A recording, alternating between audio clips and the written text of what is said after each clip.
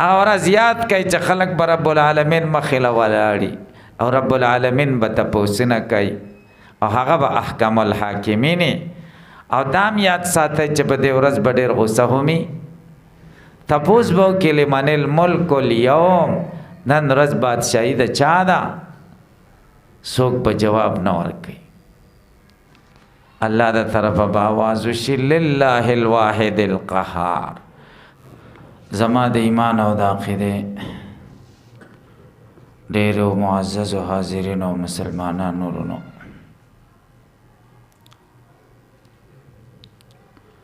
الله تعالی د اسمان نه د انسانیت د هدایت او راهنمایي د پاره سلور د پاس اصل کتابونه را لېږلي په دې ټولو کتابونو کې آخرنی کتاب قرآن کریم دی او قرآن کریم د دې ټولو کتابونو خلاصه ده یعنی ټولو کتابونو کې چې کومې خبرې وي هغه په ځان لسر قرآن کریم کې شته قرآن کریم الله د دې دپاره رالیږلی چې موږ پې عمل وکړو دنیا هم ښایسته شي او آخرت هم ښایسته شي او قرآن په تعلیمات دا یقین سره ومنو قرآن کریم کې خو ډېرې خبرې دي چې په هغې خدای موږ لا امر کړی دا وکئ او ډېرې خبرې پکې داسې دي چې خدای ته موږ منع کړي یو دې نه ځان ساتئ خو یو درې داسې خبرې دي چې هغه د عقیدې سره تعلق لري او هغه فرض دي چې درې خبرې به مؤمن زده کوي هم او یقین به پې هم کوي اول خبره دا ده په قرآن کریم کې چې خدای یو دی دې ته مسله د توحید وایي دویمه خبره دا ده چې محمد رسول الله صلی الله علیه وسلم د الله رښتونی رسول او نبی دی دې ته مسله د رسالت وایي او دریمه خبره پکې دا ده چې زمونږ ژوند عارضي دی دا به ختمیږي مونږ به مړه کیږو یو بل ژوند به خدای مونږ له راکوي دا ناپایداره ژوند دی او هغه پایداره دی دا پانی زندگی ده هغه باقی زندگی ده دا د غمونو او دردونو نه ډک ژوند دی هغه د خوشحالو او د مزو نه ډک ژوند دی هغې ته د آخرت عقیده وایي نو دریم عقیده چې قرآن کریم کې بیان شوی هغه د آخرت عقیده ده نو مؤمن به په دې درې خبرو باندې عقیده لري چې الله شته او یو دی محمد صلی الله علیه وسلم دا الله رښتونی نبی او رسول دی موږ له چې سره وړي د خدای د طرفه دا حق دی او دریم دا چې آخرت باندې به یقین لري چې آخرت ورځ هم شته موږ به مړه کېږو د دې هر څه به موږ سره خدای حساب کوي الله تعالی قرآن کریم کې ګڼو ځایونو کې د آخرت د عقیدې ذکر کړی د خدای یووالی ذکر کی ورسره د آخرت عقیده ذکر کی کله د رسول الله حقواله ذکر کی چې رښتینی پیغمبر دی او ورسره د آخرت عقیده ذکر کی ځکه د خدای خبرې څوک مني چې چا په آخرت یقیني چا چې په آخرت یقین نه وي نو هغه د دنیا خبرې مني د خدای خبرې نه مني د خدای په خبرو د چا یقین کېږي چې د چا د آخرت پر راتلو یقیني الله تعالی چې قرآن کریم نازلاو په هغه وخت کې د قرآن کریم مخالفین مشرکانو هغوی دا درې خبرې نه منلې دا خدای توحید یووالی نه معنا بلکې د خدای سره ګڼ شریکان جوړ کړي. کعبه چې ابراهیم علیه السلام د توحید د پاره د دې بنیاد خو چې خدای د یووالي تذکره پکې وشي. د توحید په دې مرکز کې 360 بوتان نصب کړیو او هغه له به سجدي کول او د هغه عبادتونه به کول. رسول الله صلی الله علیه وسلم چې راغله دی ورته وای الله یو دی، هغه ورته وای دا تاسو ګټه وټه شروع کړی، دا دمره خدایان نو ست په مونږ یو کې ډېر تعجب وکاو چې دا څنګه ناشنا خبره راته وکړه چې خدای یو دی. اجعل الالهه اله واحده ان هذا لشيء عجاب. ګڼ خدایان ختمه یو خدای دی، دا خو ډېر عجیبه خبرې کوي، دا ورته عجیبه ښکاري دی. او شکر دی موږ او تاسو پلار نیکه نه مسلمانان یو او د مسلمان کور کې پیدا شوي یو او مسلمان په معاشره کې اوسېږو. د خدای یووالی زموږ عقیده ده، دا راته ناشنا نه ښکاري بلکې دا عقیده ده چې پیدا یووالی زموږ غوږونو ته د خدای را رسېدلی. ماشوم پیدا شي دویمه او درېیمه یا په اوومه ورځ غوږ کې ورته اذان کوي که نه او په یو کې اقامت کوي که نه، هغې اذان کې ورته کوم آواز وکړي؟ اشهد ان لا اله الا الله، الله د توحید آواز یې ورته وکړه که نه. نو هغوی د خدای یووالی نه مان او ډېر خفه و چې زمونږ بوتانو بې ادبي کوي، زمونږ بوتان نه مني. بار بار خدای قرآن کریم کې د خدای د یووالي تذکره کوي. قل هو الله احد، ورته ووایه پیغمبره شان دا دی الله یکی یو دی، هېڅوک ورسره شریک نشته.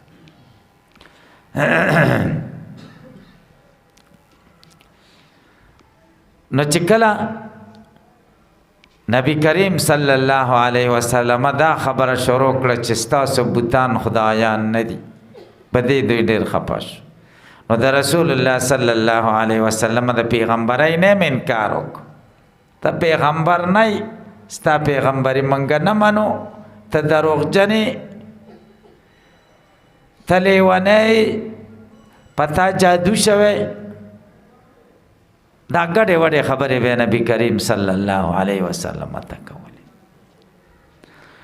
دریم د هغوی عقیده سوا، د هغوی عقیده دا وه چې بس انسان د ګیا په شانې دی، سپرلي کې بوټي وشي او جنور را ګرم شي، موسم ګرم شي، بوټي ختم شي، دې بوټو نه تپوس شته، نه ورته جنت شته، نه ورته دوزخ شته. نو موږ هم دقه شان یو. دنیا کې خدای پیدا کړي، دنیا کې پیدا شوي یو او یو وخت پورې به یو وخت مقرره تیر شي او ایسته به ختم شي، تپوس نشته او دوباره ژوند نشته، باس بعد الموت، دوباره زندگی نه منله. دی به ویلي دا چېرته کیدی شي چې انسان دې مړ شي او د هغه هډوکي دې زری زری شي، د هغه غوښه دې خوري شي او دی دې بیا دوباره را ژوندی کېږي، دا چېرته کیدی شي؟ الله تعالی جوابونه کوي. قل یحییها الذی انشأها اول مره وهو بكل خلق علیم. ورته وایه هغه ذات به را ژوندي کوي دوباره چې کوم ذات اول را ژوندي کړي. اول د نشته شو، د مردار او پلیت اوبو نه خدای دا انسان پیدا کړ او ښایسته لاسونه او اندامونه او خوله او پوزه او سترګې ورکړي او عقل یې ورکړ، نو دوباره یې نشي پیدا کړی. دوی ته دا ډېره بعیده او لرې ښکارېده.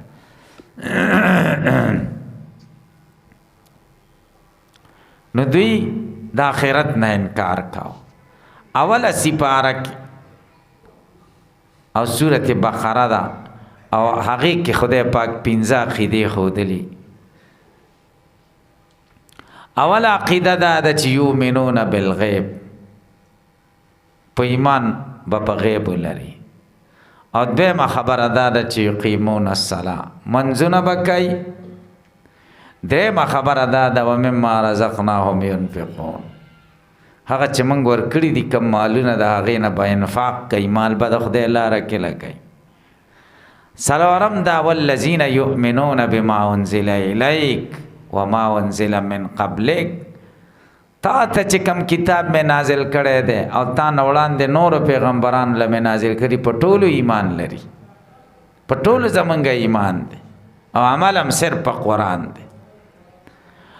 او پنځم عقیده خدای بیانوي وبالآخرة هم یوقنون، په آخرت باندې دوی یقین لري.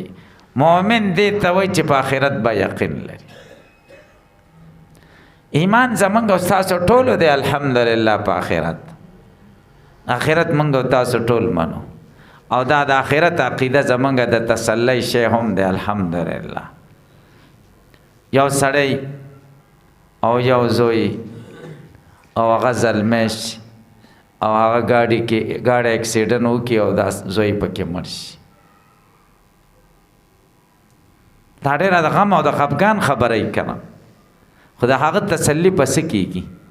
بس آخرت شته که نه، حق لاره ده. هر سړی ورته وایي حق لاره ده، ټول به ځو، آخري منزل زمونږ حق دی. نو الله تعالی ډېره ښایسته عقیده د آخرت موږ له را نصیب کړې ده. په دې ټولو د ټولو ایمان دی. تاسو ټولو وایي الحمدلله.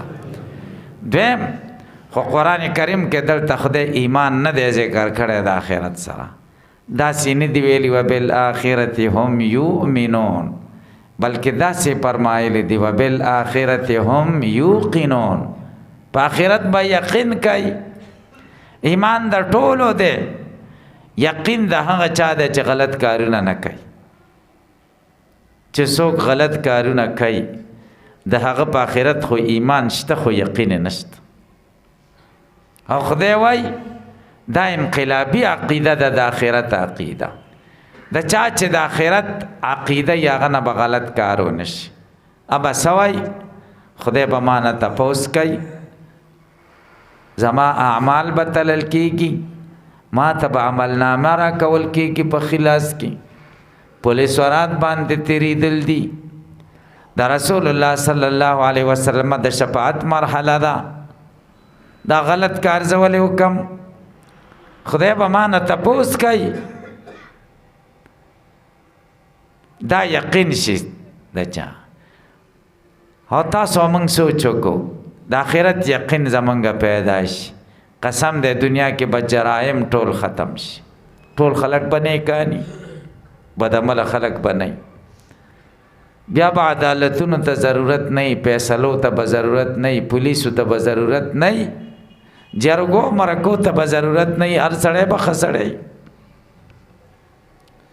خدا چې صرف زمونږ ایمان دی په آخرت، او که ایمان د سړی په آخرت نه هغه مسلمان نه پاتې کېږي.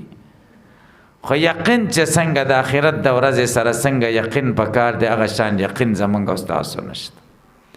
او الله تعالی وایي چې یقین به د آخرت پیدا کړي، ښه سړی در نه جوړ شي.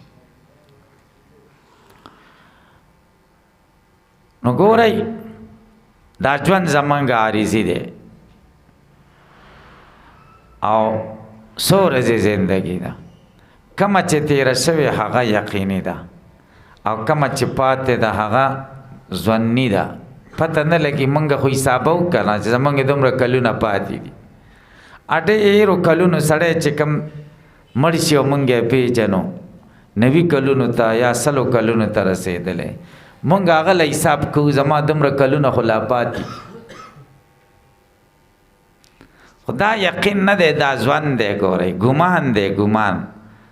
دا کم کلونه چې زمونږ تیر شوي دا حسابولی شي زه د دومره کلونو یم، بل ویلی شي زه د دومره کلونو یم، بل ویلی شي زه د دومره کلونو یم، زما عمر دومره دی. خو چې ته تپوس د هر چا نه کې څومره وخت دی پاتې دی، دا څوک نشي ویلی، ځکه زمونږ ته پته نشته زمونږ څومره وخت. دا زمونږ روح د چا په قبضه کې دی؟ د خدای په قبضه کې دی. ډېر روغ رمټ خلک صحتمند خلک درز را پریوزي مړ شي هلکه څه چلو شو بس بلډ پریشر یې ختلی ورو ورځېد او بس زړی ودرېد زړی کار پرېښود داسې سړی پې پوه هم نه شي یو شی ورته به نه شي نو ګورئ دا عقیده ساتل پکار دی چې یو ورځ به د خدای سره مخامخ کېږو یوم یقوم الناس لرب العالمین هغه ورځ یاد کوئ چې خلک به رب العالمین مخې له ولاړي او رب العالمین به تپوسونه کوي او هغه به احکم الحاکمین او دام یاد ساتئ چې په دې ورځ به ډېر غوسه همي تپوس به وکړي لمن الملک الیوم نن ورځ بادشاهي د چا ده څوک به جواب نه ورکوي الله د طرفه به آواز وشي لله الواحد القهار هغه الله لره ده چې یو دی اوس ورسره شریک نشته القهار د زور والا دی قهار دی د قهر او غضب والا ذات پیغمبران به په ویره کې د خدای سره به خبرې نشي کولی وایي رب زمونږ قهر کې دی مونږ ورسره نشو مخامخ کې نو الله تعالی به مونږ نه زمونږ د عملونو تپوسونه کوي د دې دپاره بهترینه طریقه دا ده چې کړي اعمال د دې نه مونږ ځان سره توبه وباسو او آینده کې سوچ کوو چې ښه کارونه به کوو د غلطو نه به ځان ساتو نفس او شیطان زمونږ ذلیل عزیز دی هغه مونږ بیا ګناه ته لمسوي بیا رانه ګناه وشي بیا به خدای ته توبه وباسو خدای غلطي رانه وشو ته راته معاف کړي د توبې لاره ونیسو انشاءالله الله جل شانه به مونږ نه رضا شي او زمونږ کړي ګناهونه به راته معاف کړي او آینده کې به د ښو عملونو توفیق مونږ او تاسو له را نصیب کړي الله تعالی دې ما او تاسو ته د عمل کولو توفیق را نصیب کړي دا تبلیغان ملګري راغلي د لرې ځای دي